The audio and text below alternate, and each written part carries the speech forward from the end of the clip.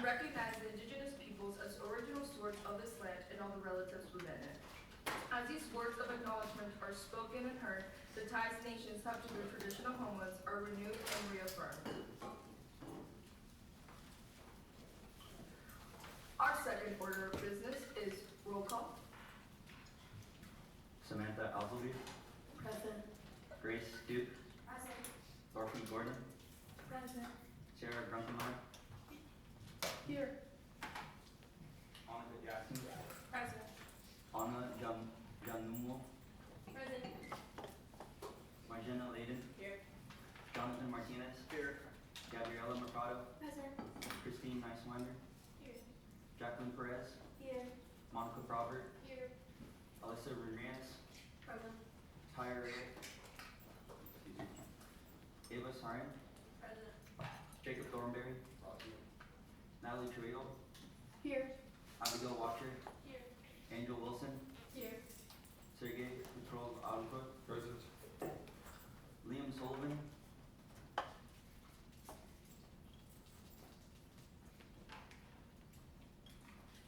Lily Giovanelli, Present. and Tally. Present. Thank you, clerk. Our next order of business is the approval of the agenda. The speaker put it forth. I move to approve the agenda for February 20th, 2025. Second. There's been a motion on the floor that has been seconded to approve the agenda for February 20th, 2025. Is there any further discussion? If there is no further discussion, we will now move on to a vote. All those in favor, please raise your placards. All those opposed, and any abstentions. Agenda passes. Our next order of business is the approval of the minutes. Senator Lilly. I move to approve the minutes for February 13th, 2025. There's been a motion on the floor that has been seconded to approve the minutes for our last Senate meeting. Is there any discussion? If there is no discussion, we will now move on to a vote. All those in favor, please raise your placards. All those opposed, and any abstentions. Minutes pass.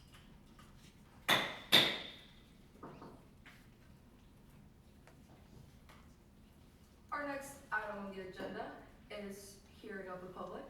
So at this moment, any member of the public may speak, make a statement, or tell the Senate anything that they need. I call the member of the public. Thank you. Can everybody hear me okay? Yeah? Okay. Hello.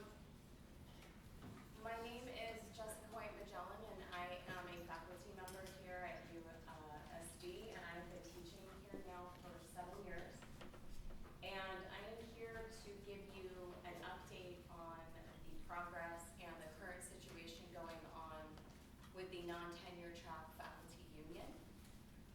I thought that it would be a good time for the students to be aware of what's happening, and also to invite you to support the movement if that's something that you want to participate in.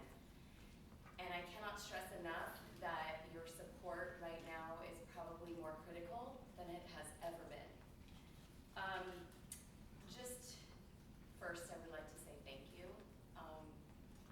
I think that one of the most beautiful things about our campus community is how much student engagement and involvement there is. And I really want to thank Val and Jonathan and Anna for being already involved in this process with me. It means so much to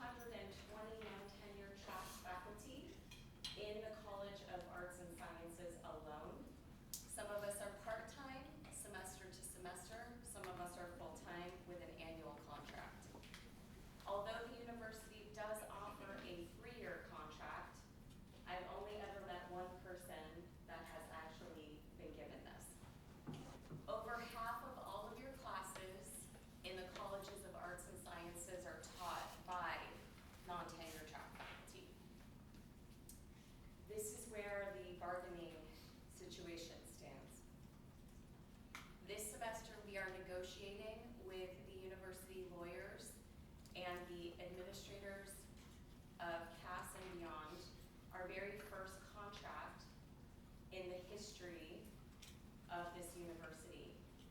So for 75 years, we have never had a union on this campus. I cannot stress how much this is a big deal, and we are setting the foundation for not only faculty, but many, many other people who work on this campus. Last semester, we introduced 40 articles in our negotiations, and we are currently meeting weekly with the university administrators and lawyers. Our biggest concern at this point would be job security and livable wages. Most non-tenure track faculty are on semester to semester or annual contracts, and some of us do not get our contracts sent to us with a signature until as soon as a week before classes start. We are often offered different classes at different times and are bounced around from full-time to part-time from year to year. I actually experienced a reduction in my contract out of no fault of my own or anybody in my department when a tenured professor decided to leave a research grant early, and I found out with less than a month's notice over the summer that I would be dropping down from full-time to part-time, and I would be losing $27,000 in annual pay. Needless to say, that was a very difficult lifestyle adjustment for me to make. The current full-time non-tenure track professors, regardless of education level and regardless of years of teaching experience, earn a maximum of $67,534 a year. That is not a livable wage in San Diego, and I'm sure many of you already know that. What this means is a faculty member with a master's degree and only 1 year of teaching experience earns the same as a faculty member with a PhD and decades worth of experience. We do not have a scale for increased pay because of experience or education level. After proposing a wage increase to match the living expenses in San Diego, and to allow for more pay for experience and education level, the university offered us instead 2.75% of an across the board wage increase. This is what we typically receive anyway every year because it's cost of living adjustment. So they basically offered us what we would have been offered anyway without a union. I would like to clear up 2 myths about non-tenured track faculty and our union. Number 1, we have heard from some folks that the belief is that we make less money and have less permanent positions because we are less qualified. I am here to tell you right now that is absolutely false. Most of the people that are non-tenure track faculty have PhDs. Some of them have 25 years of teaching experience. Some of them are your favorite professors on this campus. Many also do research, advise for the LLC, supervise students doing research, and more. We are equally qualified, and some of us are even more qualified than our tenure track faculty members. We are not lesser teachers, we simply have a lesser status on this campus. And universities, not only our own, are benefiting financially from less and less tenure track positions being offered. Myth number 2, our fight for better pay and job security is only about us, the non-tenure track faculty. This is also false. This is absolutely not true. A common saying in the work that I do is teaching conditions equal learning conditions.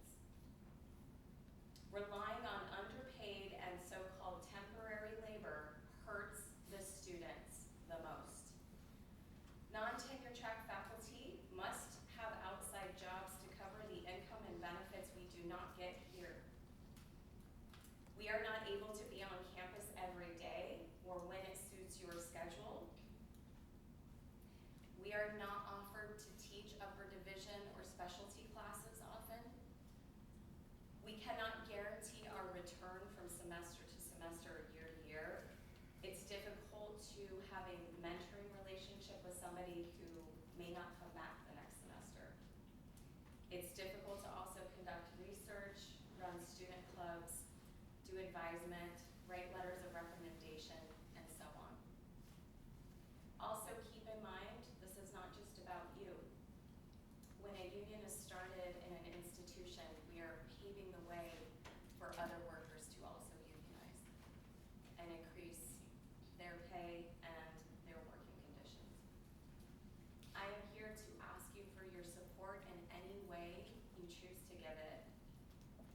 I do want to say, because I think it's worth mentioning, we are now experiencing DEI under attack in our own institutions at the level of education, and it's very scary for all of us. My most popular class is social justice. That entire curriculum is literally DEI every time I walk into that room. I am scared too. But I can't think of a time where we need to support our faculty more than ever because of that. I am going to send out a sign-up sheet because I have started a student outreach and action committee as a branch of our union, and there are a lot of ways to get involved. The time allotted for this meeting agenda has elapsed. Okay. Good, 'cause I'm done. Thank you so much.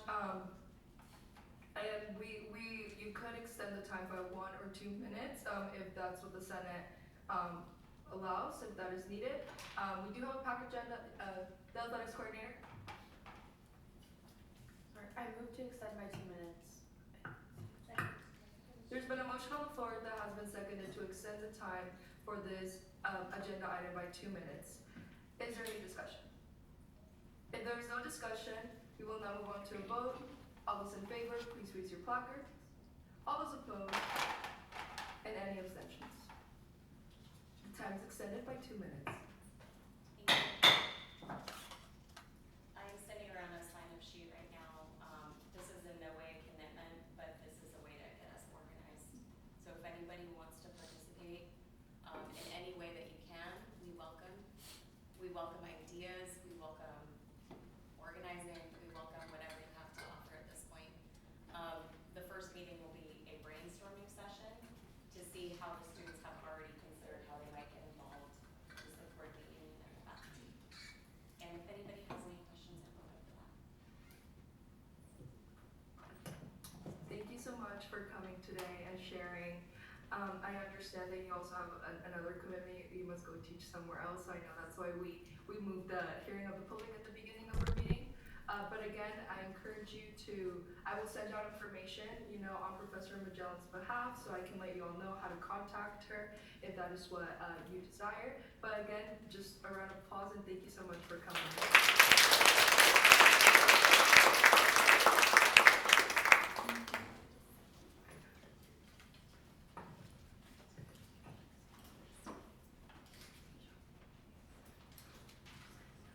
Thank you. We will now move on to our next agenda item.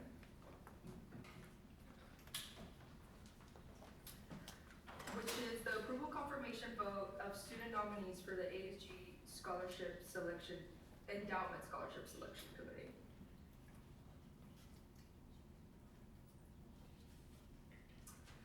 I encourage discussion or President Morgan to say a couple of words. I know that she introduced this to you all in past Senate meetings, but President Morgan, you have the floor. Perfect. Excuse me, these are the four names. They're all full-time fourth-year undergraduate students, and within the requirements to be on the selection committee, I need 4 full-time undergraduate students. For myself, preferably fourth years, because all of these 4 are graduating well, 3. One of them is a third year, but, yeah, so you can see their involvements on campus, so former IFC president, chancellor, scholastic chair, and then, former ASG members as well that, got nominated for the committee, so there does need to be, a motion to approve these names to allow them to be a part of this committee. And the application, should be launched after, they all accept if you all approve the vote after today, so it would be greatly appreciated. So someone has to make a motion. Board, if there's any discussion or questions? Senator Lilly? I move to approve the approval confirmation bill of student nominees for the endowment scholarship. Second. There's been a motion on the floor that has been seconded to approve the nominees for the Endowment Scholarship Selection Committee. Is there any discussion? If there is no discussion, we will now move on to a vote. All those in favor, please raise your placards. All those opposed, and any abstentions? Motion passes. Thank you all. The next item on the agenda is presentation from Sean Horgan on port parking services. At this moment, I would like to invite Sean to the stage, and at this moment, please put all technology away so we can be attentive. Thank you.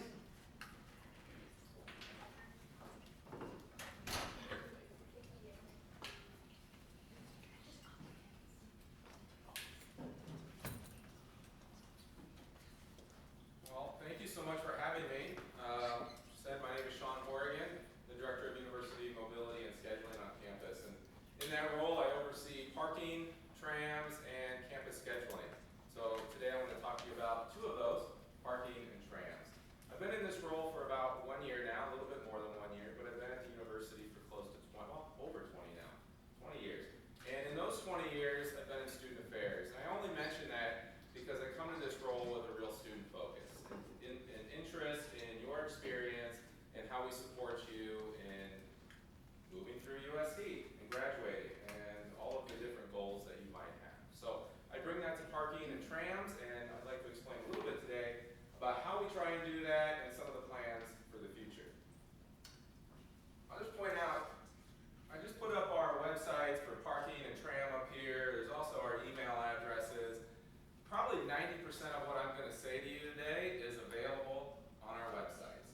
But I also understand a lot of people, and this includes faculty and staff, don't like to go in and read all that's there is. So I want to share with you a lot of the options, particularly for students, some of the challenges we see and experience, the guiding principles that inform my decision making when looking at how do we manage this complex puzzle of supporting people who are trying to get from point A to point B on this campus. So you to be really transparent with you about why I do what I do and why I make decisions in the way that I make decisions. So I'll also talk a little about tram services because I think parking and trams are so closely linked in terms of serving your experience. So that's a little bit of the agenda. So I'll do parking information, I'll talk about enforcement, some of the changes that are going on in our service, either recently or in the future, and then would love some opportunity if you have any questions, we'd be happy to help with that. So this will tell you a little bit about who I am, and when I'm thinking about decisions, when I get approached by a student or a staff member with some sort of need or want, how I go about making decisions. And the first thing I think about is, does this help students get to class? Does this help faculty get to their teaching responsibility? Does this help staff get to their departments so that they can perform a service? How are we doing that as efficiently as possible? Now, when I say as possible, that's because we've got to recognize that people show up to campus with different permits, different times of day, and are in different locations around the campus. So as possible means what's reasonable to consider in terms of getting people from point A to point B as efficiently as possible. I also like to say that the reason we charge for parking on this campus is because the people that use our facility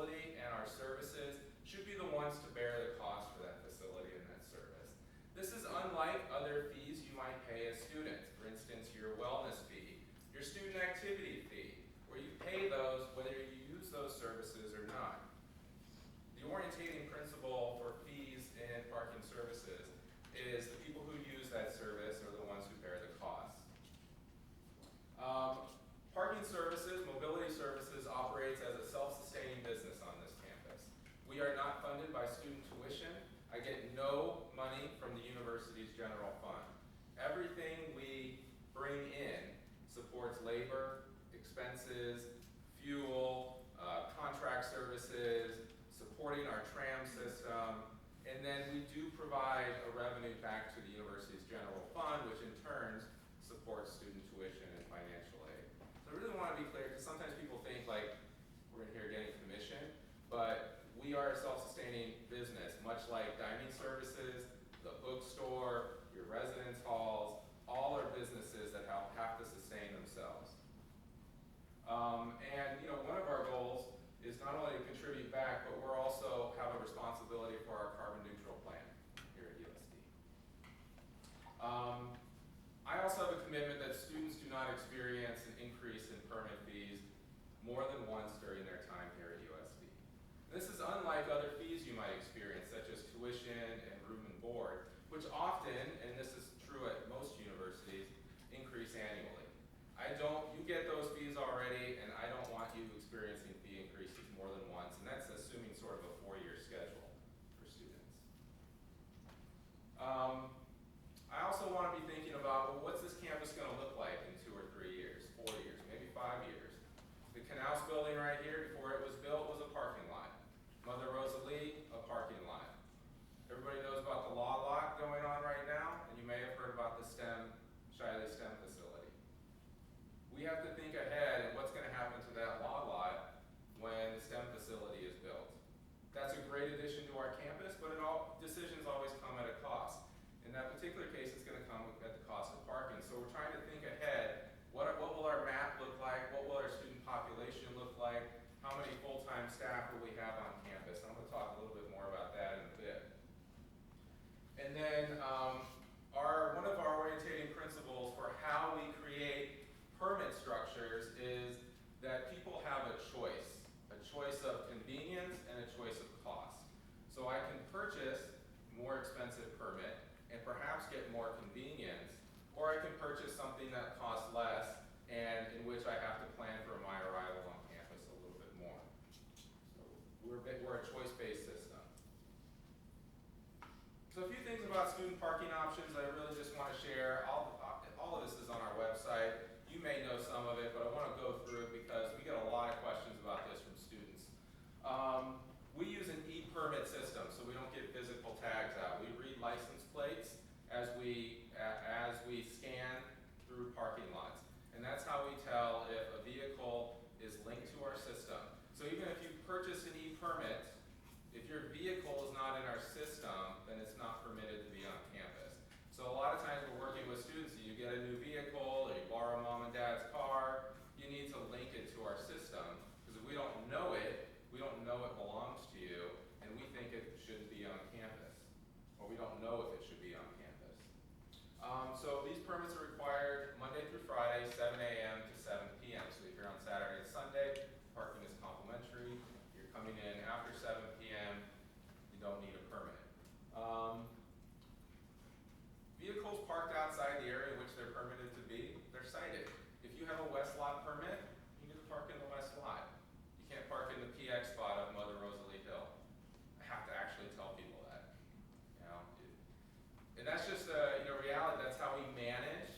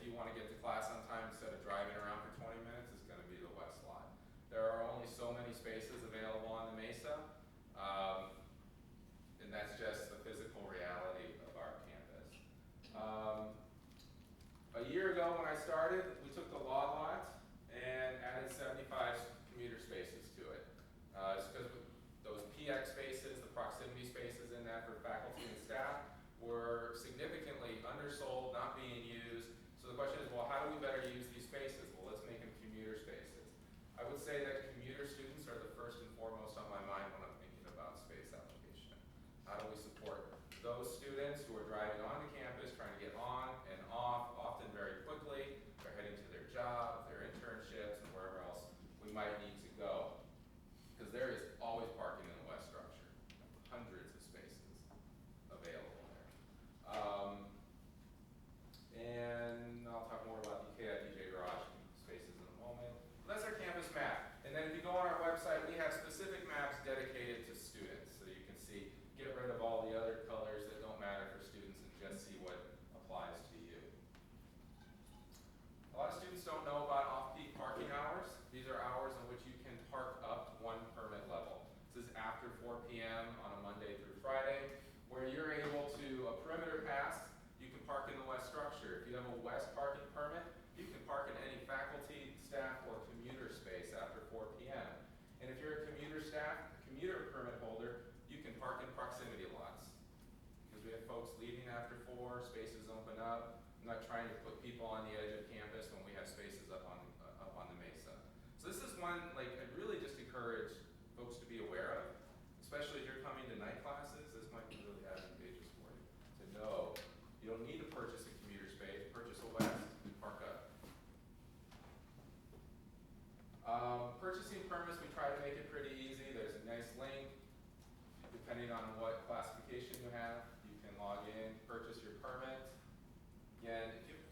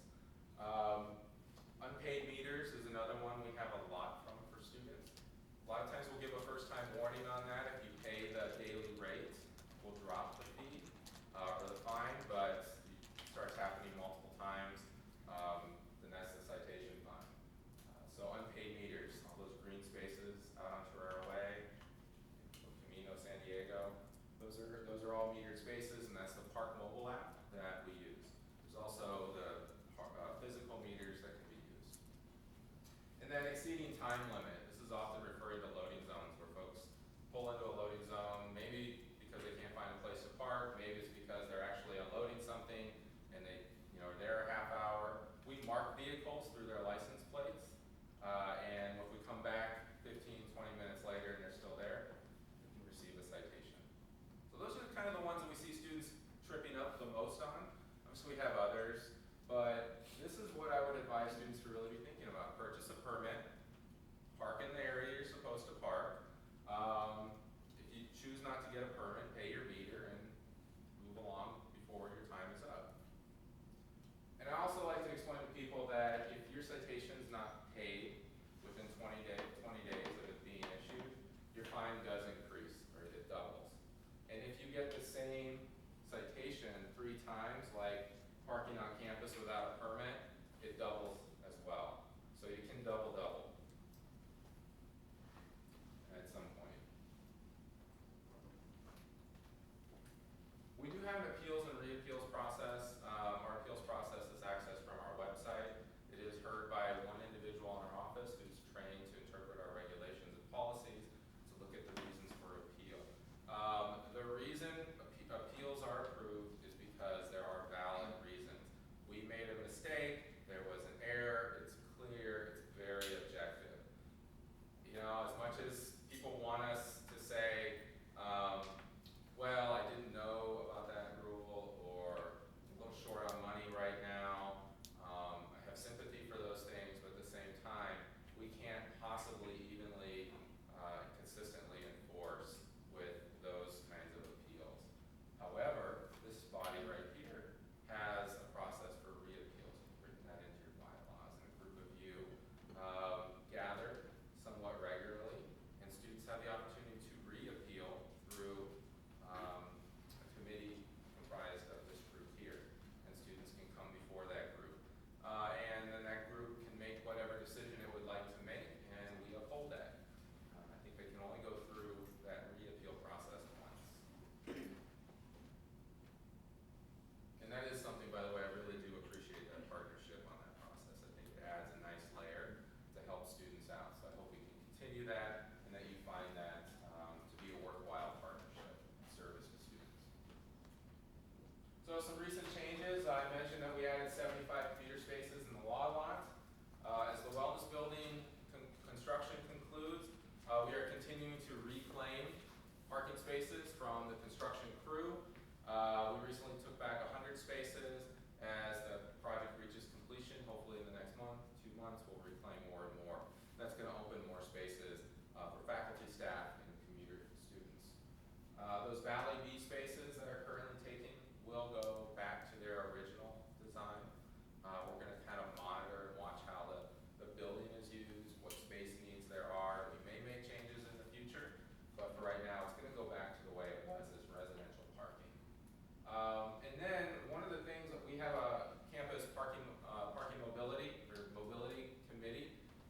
Representatives of this group do sit on that, and I love that participation.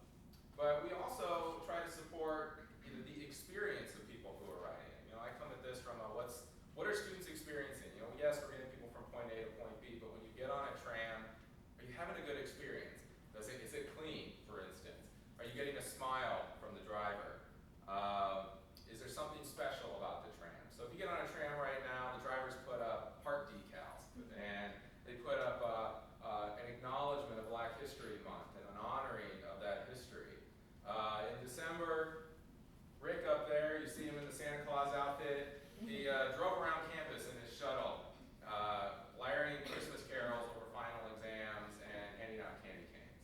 So the drivers love students, and I think students generally love the drivers. I think maybe they get frustrated with the system, but that's what I want, is I want students to enjoy their experience on a tram. I want them to know their tram drivers.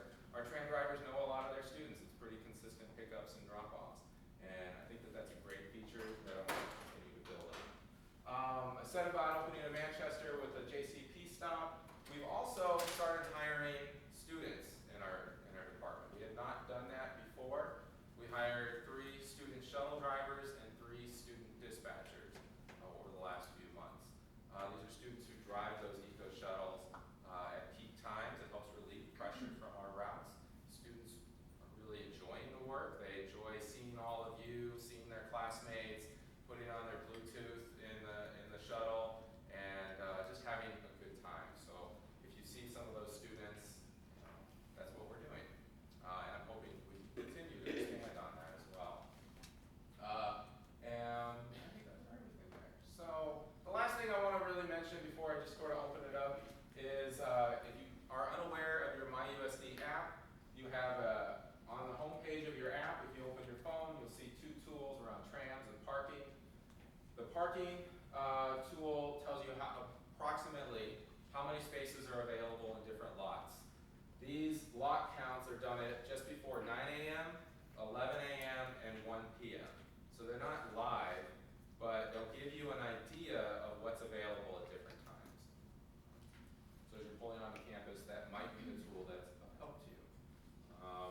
And then the last photo is our tram tool, where you can see live updates of where trams are. This is our GPS tracking system. And it's also one of the things I use when people say, hey, I was waiting 20 minutes. It's a great tool for go back. We look at it, see the data, how long people might have been waiting, and we're able to coach, advise, change routes. That's how we're able to really refine our system. So I look at this regularly and go back in time and replay things to just to use data to inform our tram system. I'm going to pause there, stop there. Happy to take any questions if there are any. Thank you. Well, first, I want to say thank you so much.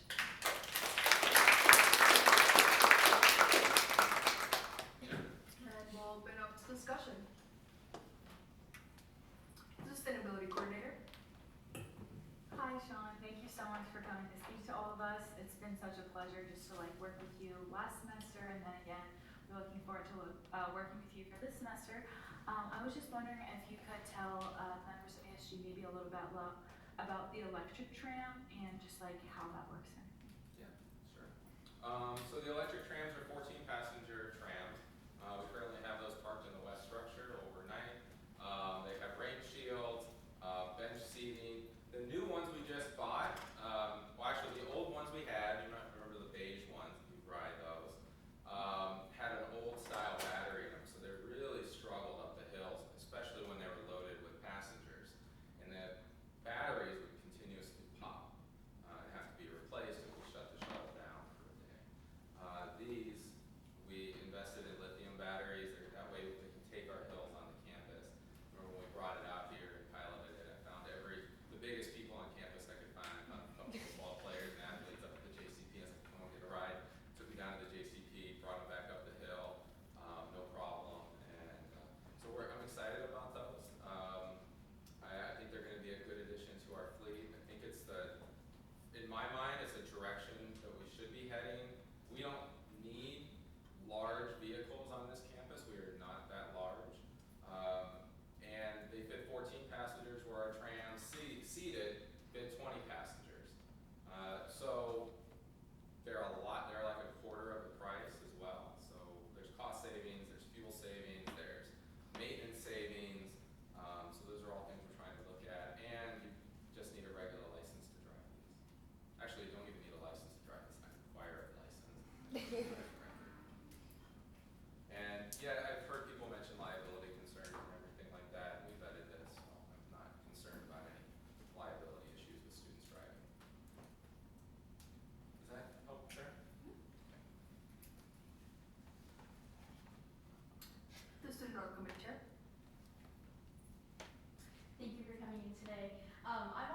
senator and a commuter, obviously. A couple of things. I commute from pretty far, and it's a little frustrating coming into school, and there's like no parking. Especially, I mean, I commute all the way from Orange County, so it's a bit of a drive. So coming that way, like having to like, I'm already late 'cause of traffic. You know, it's the freeway. My question is, would you consider doing tier systems for commuters? Because like I know, maybe even doing, like, I know some people live locally, like within a mile radius or so, and I'm not sure if there's already something in place, but maybe saying like those who live in a certain radius should be promoted to using more sustainable services like public transportation instead of their car. I think it takes away from people who are commuting from farther distances who a car seems more realistic as opposed to public transportation. So have you guys considered maybe doing like a radius system or like a tier system along those lines, something like that? Thanks, and maybe we talked about this. Did we talk? I've spoken with a member of ASG about this as well as another student who's brought this. I think it's a really interesting idea. A couple thoughts on that idea. One, it's not a practice that I know of at any other university. It's not to mean we can't be novel, but it's just saying it's not a practice. Our system, our current vendor, we work through a third-party vendor, which most universities do, for our parking portal, selling permits, and so forth, doesn't currently support the rules to be able to do that. And then I mean, I always jump to like, gosh, well, how do we make this happen? Because then there's integrity of the system. You know, you commute from Orange County where someone else might have parents in Orange County but live close. So how do we do that? I don't have an answer for it right now within our current system. So I'm always open to ideas, but I don't know how to work the idea just yet.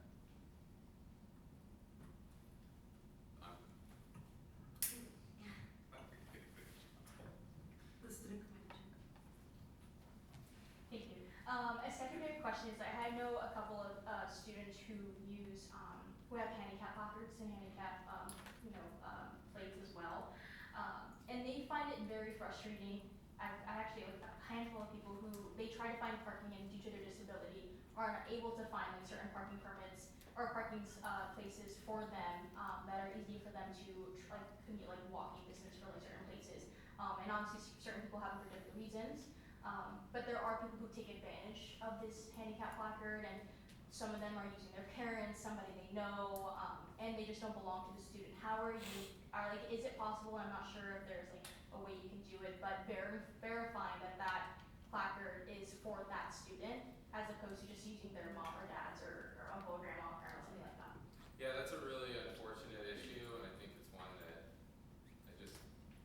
it's unfortunate that people would take advantage of a system like that, and it is something we see with too much regularity. I'll say a few things on the issue. One is we do train our officers, our enforcement officers, on how to identify legitimate placards and how to spot fake ones, and we do spot fake ones quite regularly, or ones that are being misused.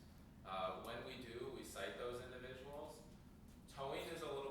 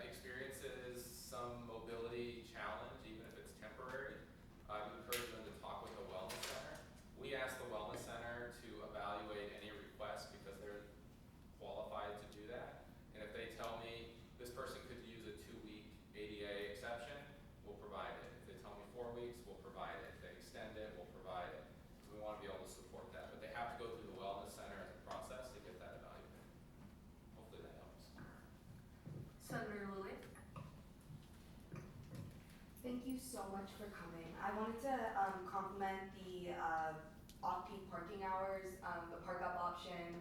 That I feel like has been working so well for students. I've noticed a difference since starting here, how that has positively impacted campus, and of course the eco shuttles are great. I was wondering if you communicate regularly or at all with Raul. We had him come. He's head of IT services, and he was able to take us a lot through the app, and we had some suggestions for parking, like pop-ups, how students can track for trams better, and I was wondering if you were in communication with him or what your thoughts are on that. Raul is our point of contact when it comes to IT. I haven't heard anything recently from him around suggestions or recommendations, but if that's been some conversation you had, I'm happy to reach out to him and get more information. We are always trying to look for ways to make those apps more user-friendly. We recently made a change to the parking lot count app because we were getting questions about proximity lots and what's available in those lots. So we added that feature. You can see you can toggle over to proximity lots. That's only a recent change. Happy to hear ideas on that. So I'll reach out to Raul and ask him if this body spoke with him? Okay. Yeah, we did. Great. He I'll gave reach it out. to them. Senator Sergey? Dr. Virgil, thank you very much, and especially with electric trams, hopefully I suppose will be a goal in future, go fully electric. The question goes for the electric cars. Would you be so kind to inform us there is any charging station and if there is any benefits having an electric car for students to park potentially closer, or how to reward the students for having an electric vehicle? Thank you very much.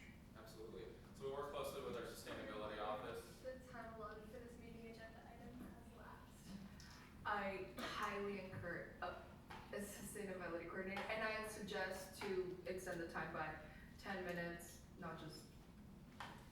I move to extend the agenda for 10 more minutes. Second. There's been a motion on the floor that has been seconded to extend the time for 10 more minutes for the specific agenda item. Is there any discussion? If there's no discussion, we will now move on to a vote. All those in favor, please raise your placard. All those opposed, and any abstentions. Time is extended by 10 minutes. Thank you for the question. So we coordinate closely. I meet regularly with our sustainability office. In the fall, one of our big projects was around charging stations on campus. We use two different charging station providers. One is Blink, the other is ChargePoint. Blink is phasing out on this campus. It's had a number of service issues and concerns. We're not committed to them very long.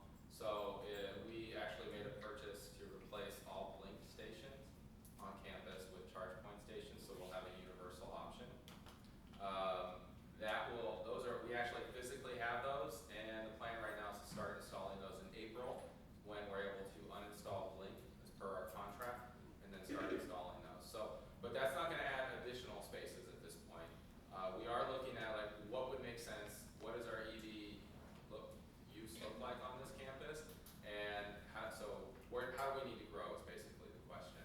I don't have an answer for you yet, but it is something that we're always talking about. I'd like to see it grow more, particularly in the west lot and the main structure a little bit. There's only a few over there.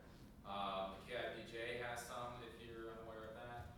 And if you do drive electric, you can find on the USD map the location of every electric station. Does that help address your question, sir?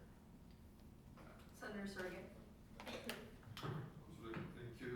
However, is there any benefits by having an electric car to park in a closer location, or the electric cars are considered as the regular cars? Yeah, you're still parking in the area that you're permitted for as of right now. I think that's a conversation we could have. It gets a little dicey because we need people to vacate those spaces once they're charged up. So they're not holding that space, and that is something we find quite a bit.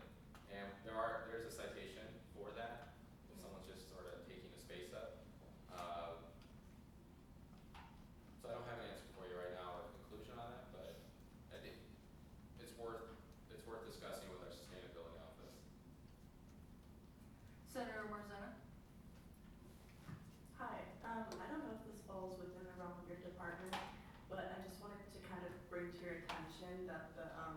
elevator in the main parking structure is frequently out of order, and I used to live in a valley, so this was kind of like a major accessibility issue that a lot of students, myself included, dealt with. So I'm just wondering if there's anything being done to address that, or if you know anyone else who's working on that. It's not something I'm aware of. It's not in our department, but I'm happy to reach out to facilities to ask more about that. So yeah, I have no information about it. I'll reach out. Thanks for bringing it to my attention. Senator Jacqueline. Hi, Sean. It's nice to see you again. So an incident actually came up personally for me where I was working at UC Ops and I went in for my closing shifts, and I'd always lived on campus, so I thought I could park there after 4 p.m. because on the rules it says all residents may park in proximity spots after 4 p.m. But I live in Pacific Ridge now, so I didn't have a permit, and I did get ticketed, and I appealed it because when I went to like the parking like service hours, it said that like I could like, but it was like after 5 or something because it was Friday, and so I assumed that since it's after 5 I could park there, but I ended up getting ticketed.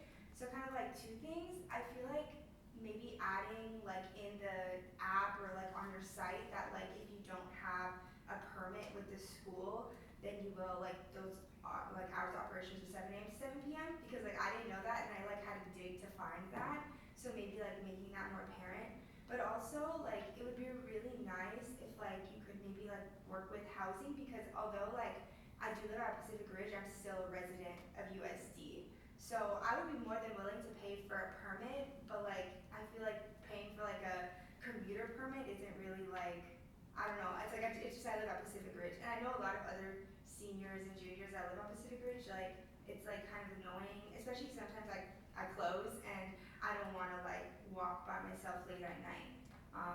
So yeah, that's just like, it wasn't really a question, more like a comment and something that just happened recently to me that I didn't know about, and I know a lot of other people don't know about. So you're suggesting like considering the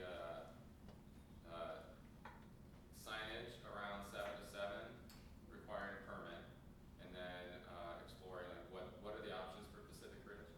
Because I don't know what the Pacific Ridge parking is, but that's what I'm hearing. Senator Jacqueline. Yeah, so for Pacific Ridge, we pay like through the Pacific Ridge, and it's kind of like and I know a lot of other like people, like if you live at Pacific Ridge, you're not gonna pay for another parking permit for USD. So maybe there's a way to have a Pacific Ridge option that's like less expensive, because I mean I know I would only use it when I'm closing at night, because if I'm closing I'm not getting home till 11 p.m. 11:30. I know a lot of other like people that live at Pacific Ridge have cars like will utilize that as well. So it's just like something to consider, just so you don't have to pay.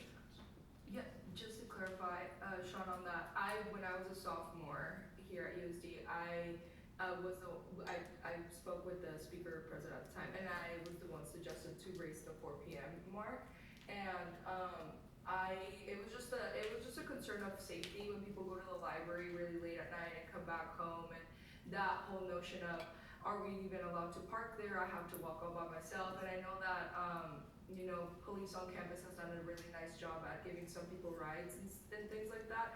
But it is concerning just walking back at night when you can't be parked until 7 p.m. And then when it comes to Pacific Ridge, so once you live there, if you do have a car there, you can just pay a $25 first fee, and then after that, if there's a third person or a fourth person, then an additional, I think $75 a month is charged, and then it's housing does a really nice job at splitting it, but it does come out to almost $300 per semester per student. So I think that's what Senator Jacqueline was getting to, that we are paying parking at Pacific Ridge, and we do have the private spot for us, which is really nice. But just how could that be managed, maybe into, and maybe clarify, Senator Jacqueline, but I think that's how it works. Thank you. I'll just comment back real quick, but we don't currently have a relationship with Pacific Ridge. From a parking standpoint, housing obviously does, but so it'd be something we'd have to initiate. Yeah. The clerk of the Senate. Cool. Hello. I was talking with a constituent that brought up a situation, and she went to parking services to pay for a ticket. However, because it said that she could pay for parking services on at the official office, and she was denied of paying her ticket because they didn't have the cashier thing. I don't know how it works, but yeah, I don't know. Yeah, I'm not sure what the instance is, but you can pay a parking ticket at the office if you'd like. So that should have worked for them. May have been down, I don't know. They said it was taken away for some reason, and they only switch it to online only. Okay. So, excuse me. Thanks. What was this? The clerk of the Senate. Sorry. How long ago was it? The clerk of the Senate. This was approximately 2 weeks ago. Thank you. The Athletics Coordinator. Hi, thank you for coming. I also live in the Valley and am a STEM major, so a lot of my classes are over here in Shiley. I was just wondering, I mean, I don't know like the nitty gritty of the trams and stuff, but is there any way you guys can make like a set schedule for trams? I know things happen, like tram drivers take their breaks at maybe different times. But like today, I think the tram goes from 9 a.m. for the Valley Express, 9 to 1:30, I believe. Today, there wasn't a tram. I was coming up from the Valley around 9:45. So things happen, it's understandable, but just as a student, from a student perspective, like getting kind of that clarity and assurance that like, oh, if a tram isn't coming, like to not expect it. Maybe it's like a day-to-day basis type of thing, but I was wondering if you had any input on that. Yeah, so the Valley Express runs 7:30 a.m. to 1:30 p.m. I'm not sure what you might have experienced today. Should have experienced that. We do have a driver for that route today. So Juan should be out there driving until 1:30, back and forth. Takes about 6 minutes a loop for that route. That's what's supposed to happen. I would, the Athletics Coordinator. It wasn't, well, at least maybe it was just for that time slot. There wasn't, even on the app, like I'm a frequent tram rider, but on the app there wasn't even an icon for the Valley Express. That could also have just been a today thing, but it's, Time allotted for this meeting agenda item has elapsed. It is up to you all, but we do have a packed agenda, and I also understand Sean may have other things going on today. The Athletics Coordinator. I moved to extend the allotted time for this by 2 minutes. There's been a motion on the floor that has been seconded to extend the allotted time by 2 minutes. Is there any discussion? If there's no discussion, we will now move on to a vote. All those in favor, please raise your placards. Just make sure this is correct. All those opposed? Any abstentions? Are we good on here? Motion passes. Time is extended by 2 minutes. The Athletics Coordinator. Yeah. On that other note, is there any way that there could be like a set time, or like, I know I don't want to like limit the tram riders to like have their breaks at certain times because day by day it's different, but have you guys like thought of anything like that?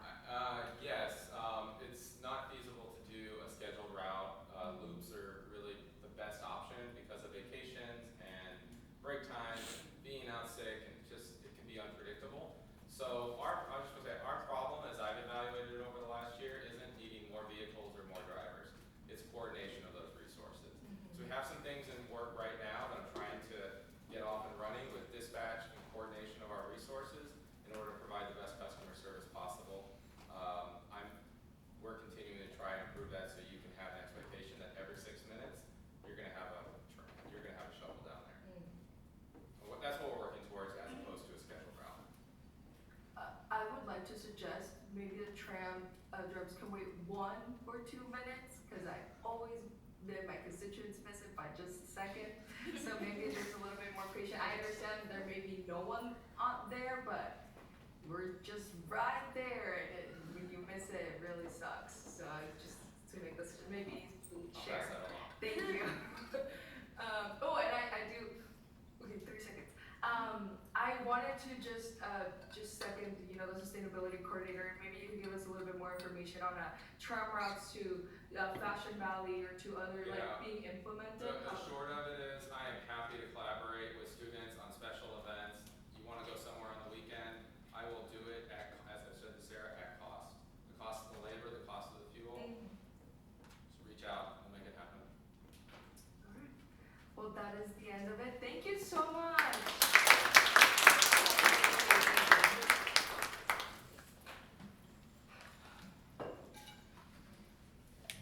Thank you all for a great discussion. We will now move on to our next agenda item, which is the Senate bylaws edit presentation by the Chief Justice. We could welcome her. At this time, you are allowed technology, so you can see the edits. Thank you.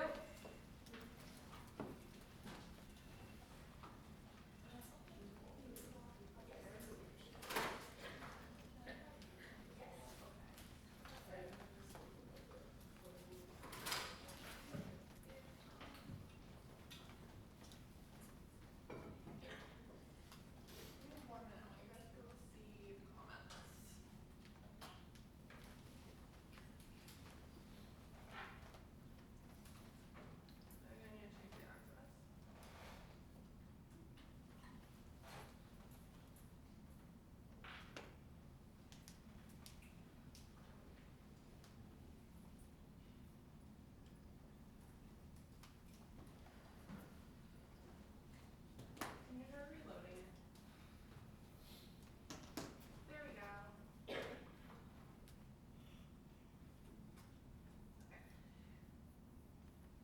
You scroll until the first highlighted section. Yeah, maybe that would be good. Thank you, Annalise. Okay. So the first edit that I wanted to highlight is the Senator Member Responsibilities section. We wanted to edit to reflect the most recent changes and also just be more accurate to y'all's current responsibilities, which obviously you have attendance at mandatory training, attendance at meetings of the ASG Senate, attendance at committee meetings, complete 6-hour office hours, and then senators will actively encourage participation and feedback of constituents, and then fulfillment of pertinent responsibilities are outlined in Article VI, Section 6 of the ASG Constitution. So yeah, and then obviously you guys can ask questions as we go because it's probably easier. So if you have one, just raise your placard.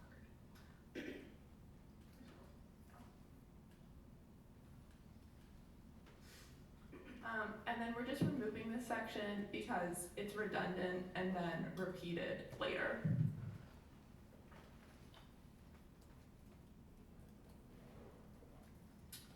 So this is that section repeated later.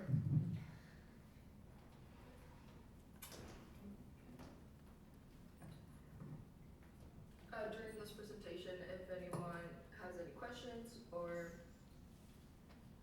any discussion, you are allowed to raise your placard and get on stuff. So here we just wanted to specify because it does say that that these meetings and whatnot are open to the community and that the agenda shall be made public, but we were like, that's kind of not very specific. So we just wanted to clarify that if a member of the public asks for the agenda to any member of ASG or to an advisor, it will be provided to them. Because it was kind of said that the agenda will be made public, and that's kind of not currently happening. Obviously it's emailed to members of ASG, but it's not really provided widely to members of campus. So we just wanted it to be consistent with current practices, but also still making sure that we are being transparent.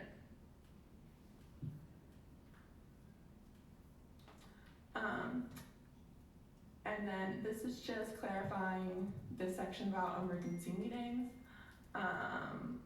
So basically it's just saying that during emergency meetings we can't remove people or approve amendments like this.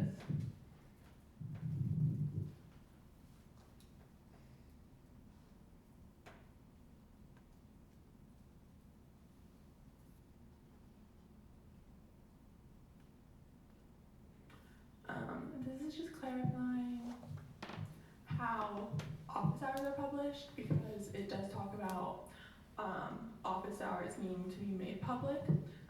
And again, it was just not very specific, so we were talking about like, oh, how are those made public? So obviously, the PR chair can choose how they want to publish those to the wider school, and then the chief of staff can talk about how they want those to be provided to the rest of ASG. So that can be a year by year thing determined by those positions.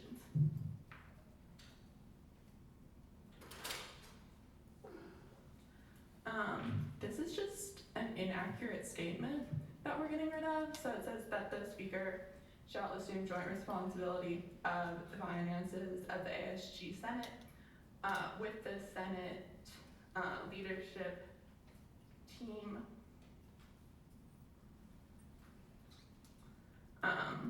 Previously it said clerk. Anyway, that was like an edit of that, but so we have like the Senate leadership team, and they have obviously the fund that y'all request from. And previously, I think this got edited and then deleted, but previously it said like joint responsibility with the clerk, but it should be the whole leadership team, and we decided just to remove it because we thought it was unclear.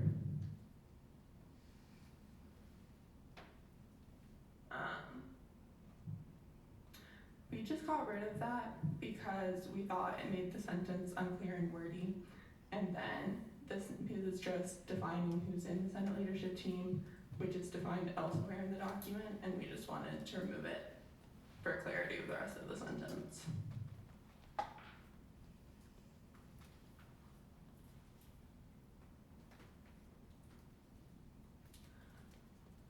We just added the if necessary part because a lot of the time, like, outside meetings aren't really, with like FSL or the United Front, are being coordinated between exec and those groups, or chairpersons of those committees are coordinating those by themselves. So we didn't want that responsibility to be for some speaker pro tempore, so we just added that verbiage in case those chairpersons requested help, instead of it being a factual responsibility,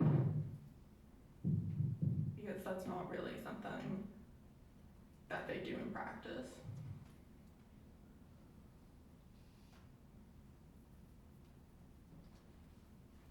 So those were all the significant edits. There were obviously other edits, and if you guys have questions about those, you can also ask questions about those because this was sent out prior. But yeah, so if you have any questions, just to explain more about this, you're not voting on this today. Today is your time to ask questions or discuss more edits you dislike, and then you'll vote on this later after having time to reflect. President Morgan. Thank you for presenting on these, on the bylaws.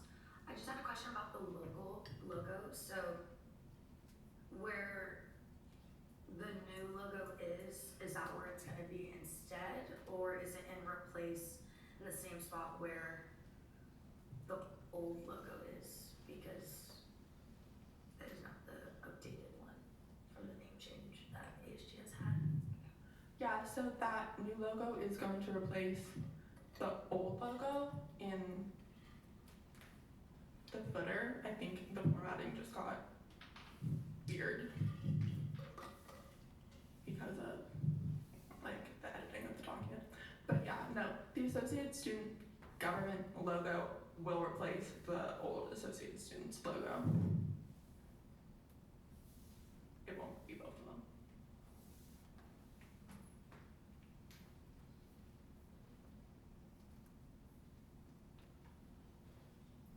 President Morgan. For regarding the senator responsibilities. I just had a question of why you didn't specify, or if there was any clarification on why there isn't like a specification regarding like fall and spring training, or just because it just says attendance at mandatory training, but we have multiple trainings that senators do have to attend, both in fall and spring. Yeah, so we just put mandatory training because we felt that was pretty general. Obviously, we have various trainings that the senators have to attend, and there may be additional trainings that get added, and obviously we cut the like end of, what's it called? We cut the training that's at the end of the spring, so just to make room for future adjustments like that, where if there are additional trainings added or trainings that are removed, just to make room for that, or if there are any like committee trainings or stuff of that nature that aren't just like the overall training. Senator Anna?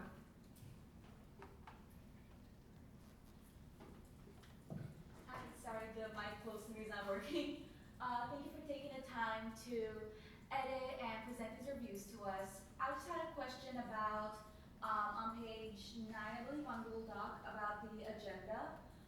So I know it says that it shall be made readily available to any member of the public who inquires to a member of ASG or an advisor, but I know that it is already being made available anyways on ASG's website, like, USC's official website. So I was just wondering if you could repeat again why this part of the edit was added when it's already being made available. We just felt it wasn't like being widely distributed or like published, so to speak. Like obviously it's on the website, but it's not, I guess, being marketed per se, which is why we felt like the prior statement was kind of inaccurate, which is why we also wanted it to be specified that like if a member of the public asked for it, like in another means, it should be provided.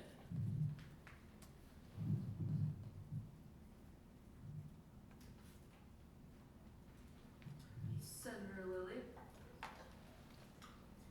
This is like a very small thing, but I think page numbers, preferably bottom right corner. I don't know, that's my preference. If you like top right, bottom left, I think we can talk about it, but I really think that could add to the document.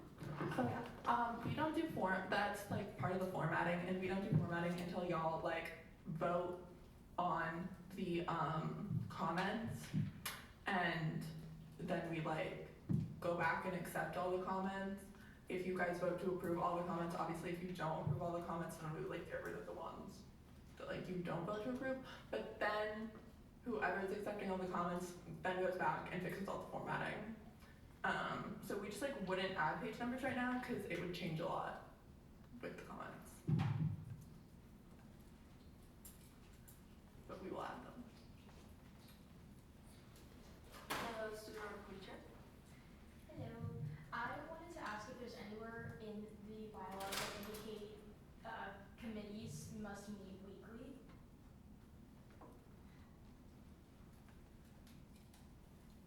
So The student Preacher? I tried to control F and find something like that, and I didn't get anything. And I know it says that we need to have committee meetings, but it doesn't indicate frequency. So I thought maybe if that's a standard amongst the senator or amongst chairs and committees, we maybe should implement that. If that is like a helpful suggestion. I think we did have a discussion at one point about not specifically like committees meeting weekly, but how often the speaker needs to meet with like the committee chair.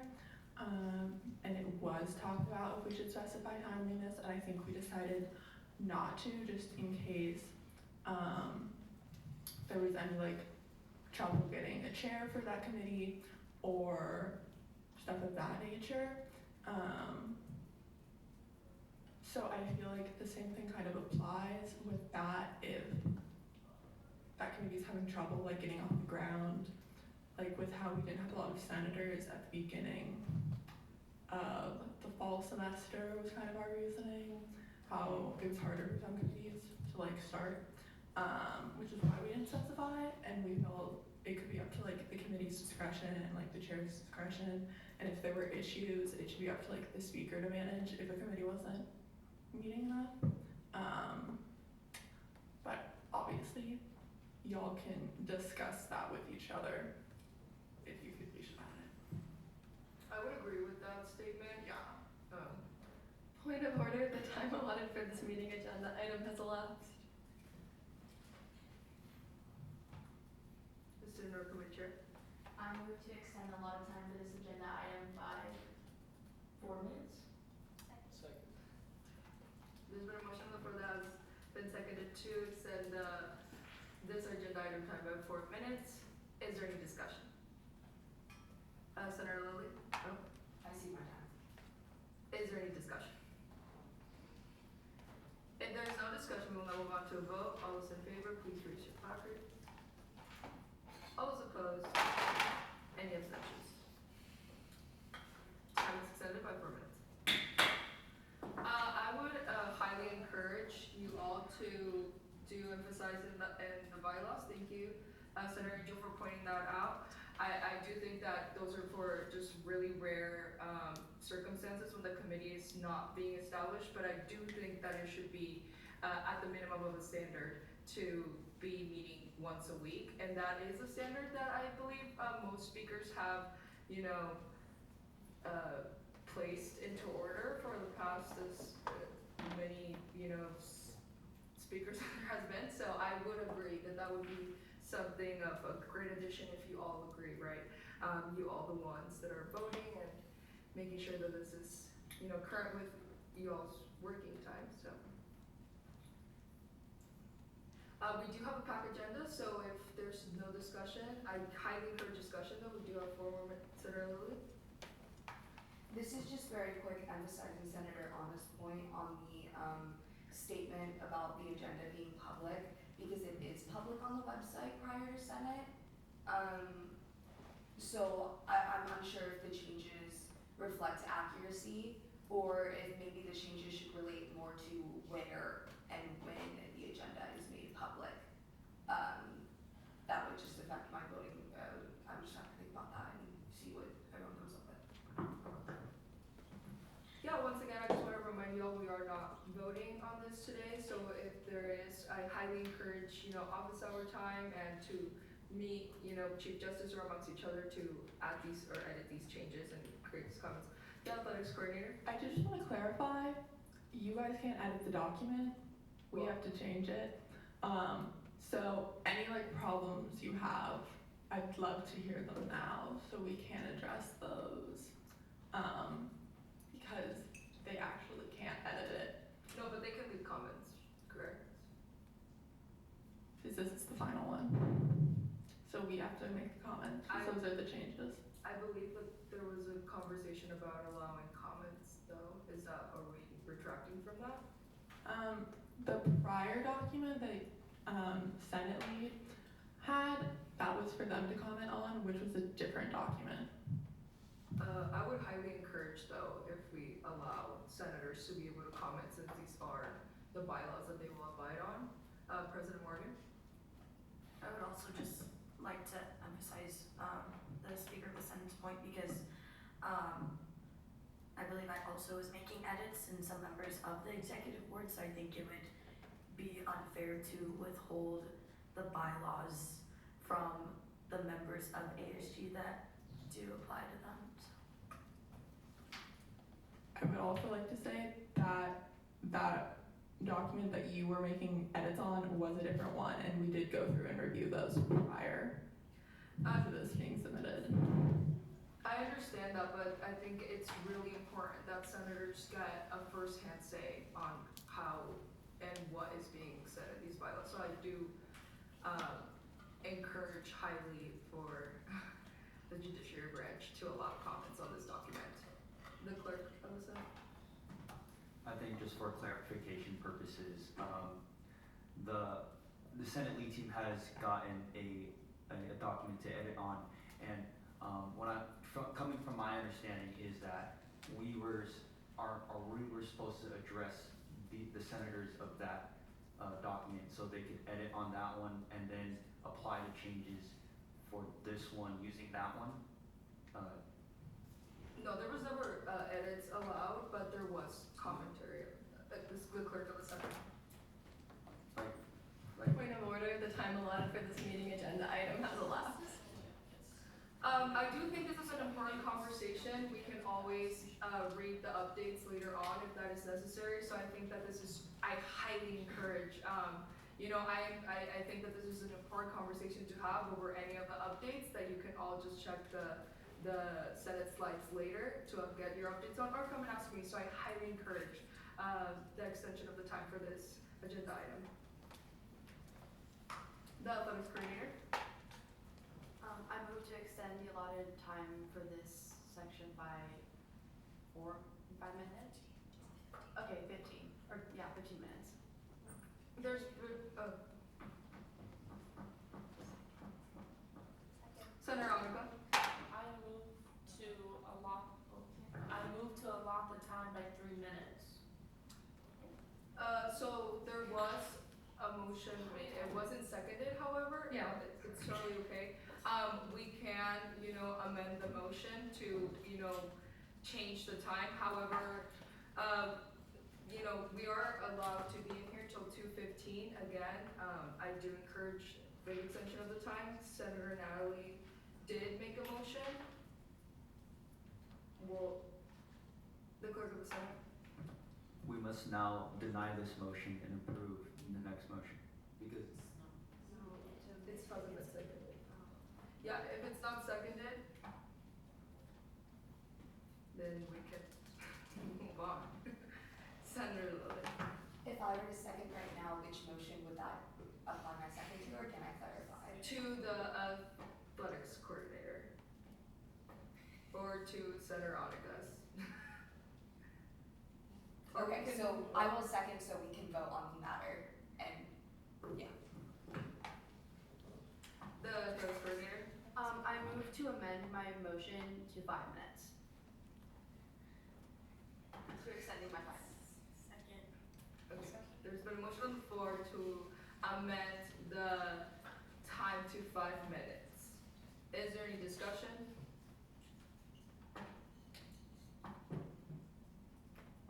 If there's no discussion, we'll now move on to a vote. All those in favor, please raise your placards. All those opposed? Any abstentions? Okay, now that it's been amended, is someone seconding that? Second. Okay, there's been a motion on the floor that has been seconded to extend the agenda item by 5 minutes. Is there any discussion?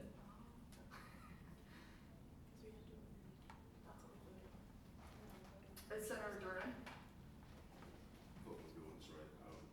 Point of information, are we voting on this today? Is this something that we do? No, we are not voting on it today. We are voting to extend the agenda time so we can keep discussing it. Right. Senator Jordan? We can end discussion and move on, or? We can do discussion. What is that? Senator Lilly? I move to amend the current agenda item to extend the time by 13 minutes. We can approve the amendment and then we can improve the time if that is necessary so we can continue the conversation about bylaws.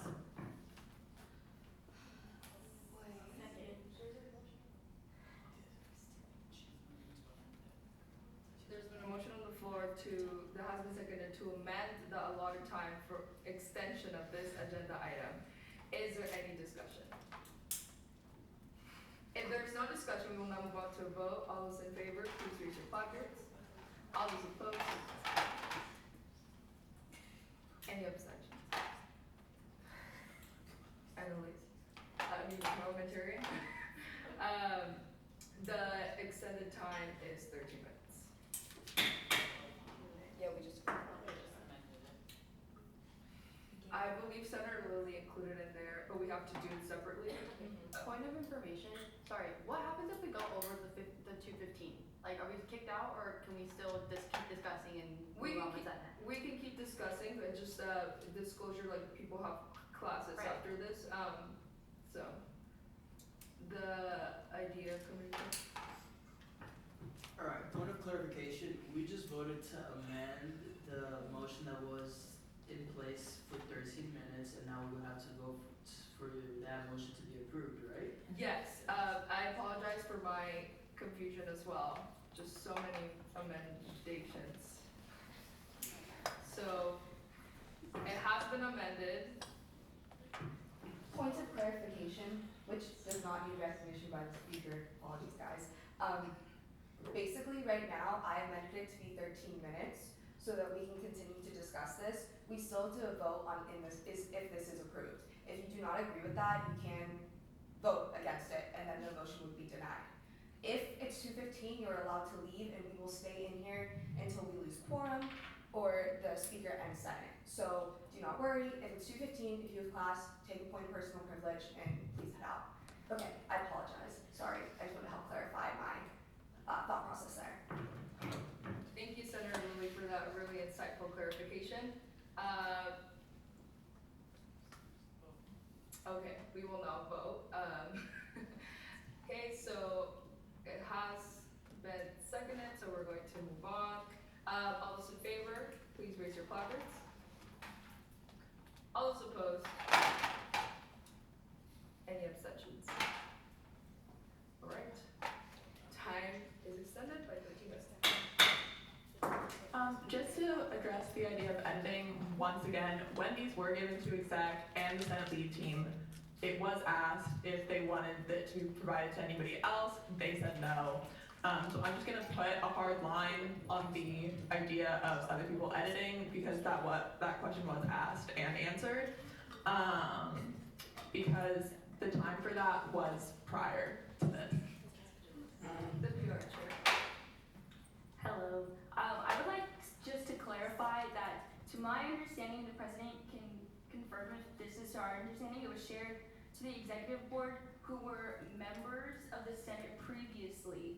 And we were never told that it was not going to be shared to the rest of the Senate. So I would like some clarification on when that was told. So when I shared it with you guys, I asked if you wanted it to be shared with anybody else, if Senate lead wanted it to be shared with anybody else. You guys said no. Also, when it reaches this point, as you guys were previously members of the Senate, previous chief justices have never allowed other people to be constantly editing the document. Right now, this is the final document.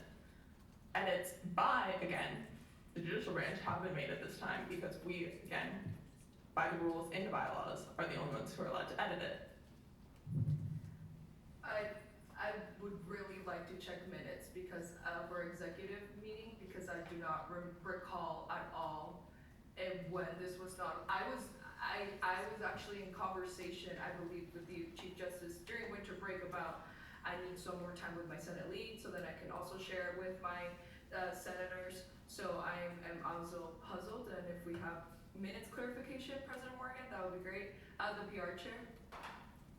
Thank you. A follow-up question. Then can you, and please confirm, I just want to understand that myself and the Senate understand, you never opened up the document to the senators for comments at any point? No, it was given to them prior to this to look at, to ask questions. It was not given to them for comments. It was on their slides last week as the time prior for them to look at. So if they had questions, they could ask them now, they could email them. If they wanted changes, they could also do that. It was provided to them. It's not like the document was being kept from them. Like commenting directly on the document is not the only way to get something changed on the document. They've had access to the document for quite some time. Senator Anna. Hi, so I'm not sure if the rest of the senators had the same experience, but from when I last checked,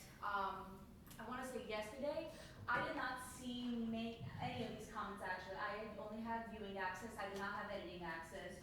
So the most I saw was about maybe 4 or so passages highlighted. So I thought, okay, maybe it's very minimal amount of edits being made. It's not very, very in-depth as we have seen today. So I came into this a little blind, to be honest. And I understand that there are many more ways to make suggestions about edits and such.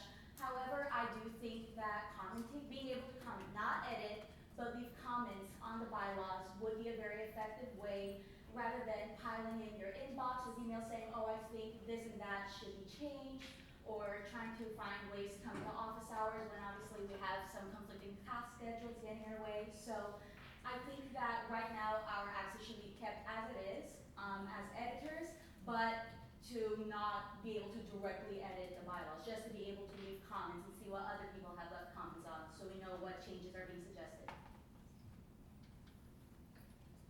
The student committee chair.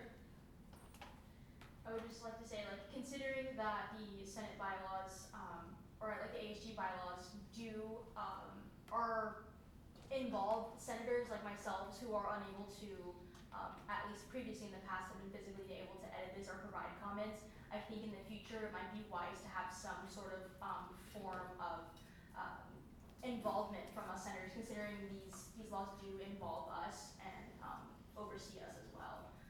Additionally, I would like to mention that, or I guess ask if it would be wise to add in these, considering weekly committee meetings are like I forgot the word, but are like we have to do these weekly meetings. If it either you suggest either putting that or adding that into these ASG bylaws or adding it into our own committee bylaws. Yeah, again, this is you guys' time to discuss that, and if you guys come to the agreement that you do want the 1 week added, we can add that. President Morgan, you're on stock. So you have the floor. I see my time. Okay, thank you. So just so you all know, we are not voting on them today. This discussion can still be, going on after Senate and in office hours during the week. I did schedule this to be voted on March 6th. However, I will not be attending Senate that day because I have a staff bot with the Board of Trustees. So I just wanted to inform you all of that. However, you are allowed to deny any edits that are going on right now. That is not happening today. Just wanted to know that is your right, and that I do highly push for us to get commentary on this. The athletics coordinator. Hi. Earlier this year, I think it was told to all of the senators at the time that athletic games would be a requirement for office hours, or you'd have to attend at least one, I believe. I might be wrong. I don't see anywhere in the bylaws that, just a question, I might be completely wrong about that, sorry.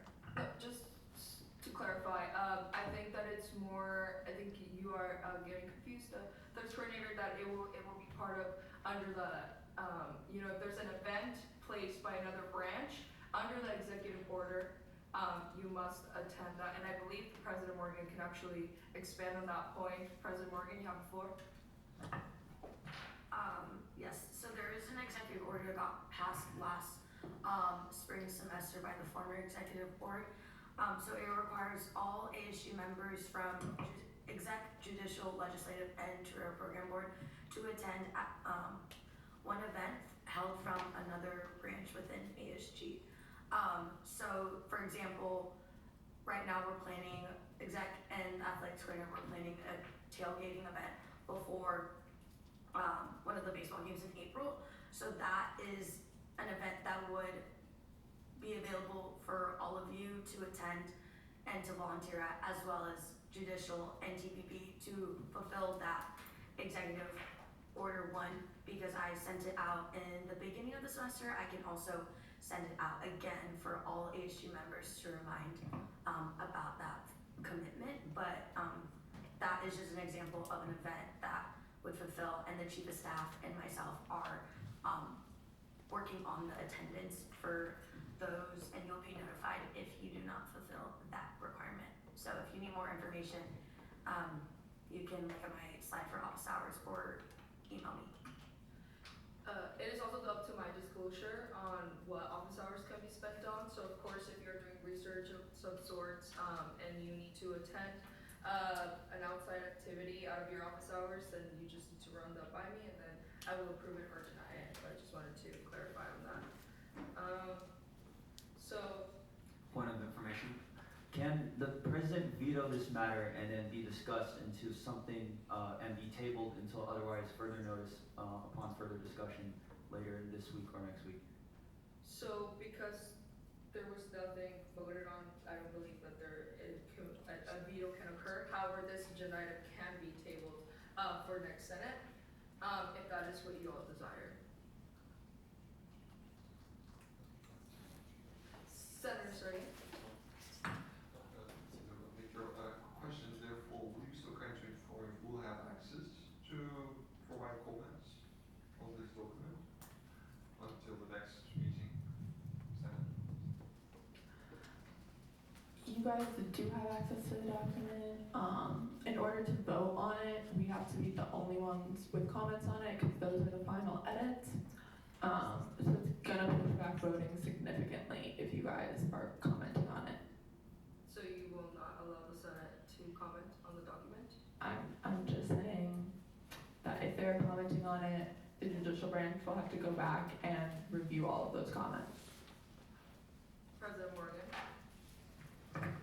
I think after the options that have been laid out for the legislative branch, I believe that pushing back voting with this is probably the best, because this is impacting all your roles. So I think it's best to just push back voting so you all can actually have time, due to Senator Anna's point that you weren't able to see the full access to the comments and changes. So that's just my recommendation, but do with that as you will. Point of personal privilege. Point well taken. Senator Annika. Point of personal privilege. Well taken. Say, point of personal privilege. Well taken.